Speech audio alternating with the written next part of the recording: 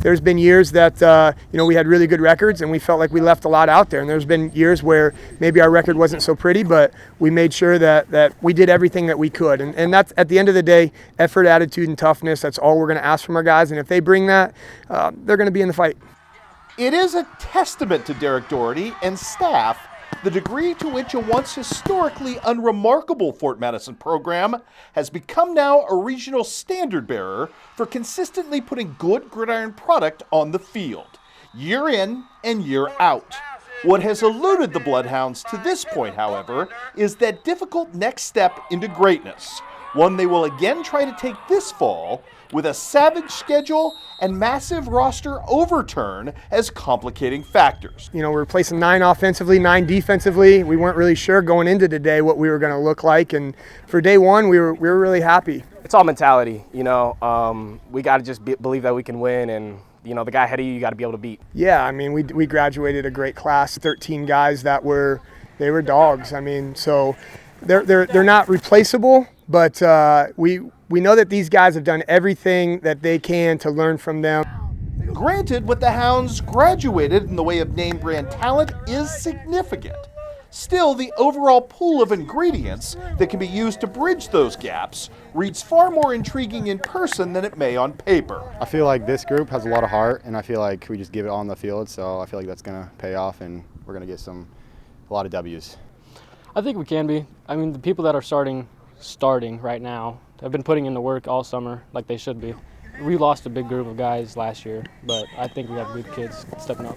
As a baseline, and in contrast to this time last season, Fort Madison will enter the fall with a proven franchise-level quarterback at the ready in returning 1,400-yard passer Marcus Guzman, who gets both a new coordinator and a new system to enhance his talents. He's put in the time in the offseason. I think last year he relied a lot on his athleticism.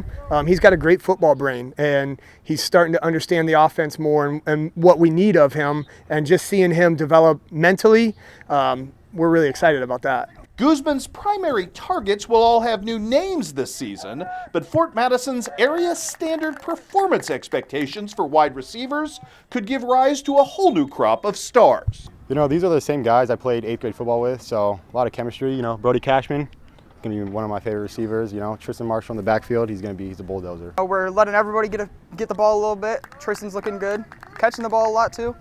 New offensive coordinator, so we're running a lot of different stuff, throwing new things at people. I think we all look good. I think Marcus had his safety blanket last year with Henry Wiseman early on, and when Henry went down, he kind of had to adapt and he had to look elsewhere. And now coming in with brand new guys out there, he's built trust with them right away. He knows that they're going to run the right routes, they're going to be where they need to be, and they can catch the ball and they can get vertical and go if they have to.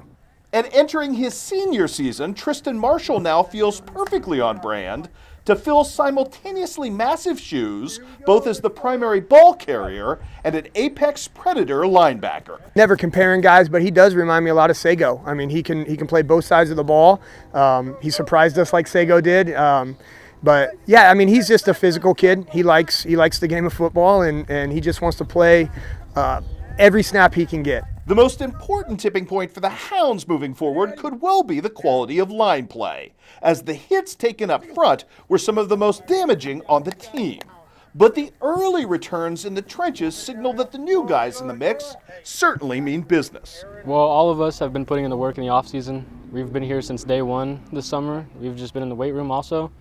Things have just been looking good, especially with Coach Weiger helping us. Every Sunday, we get together as a line and watch film and stuff, and I just think we really understand each other. They're smart, they're big, and they like to hit, and that's what we like about them.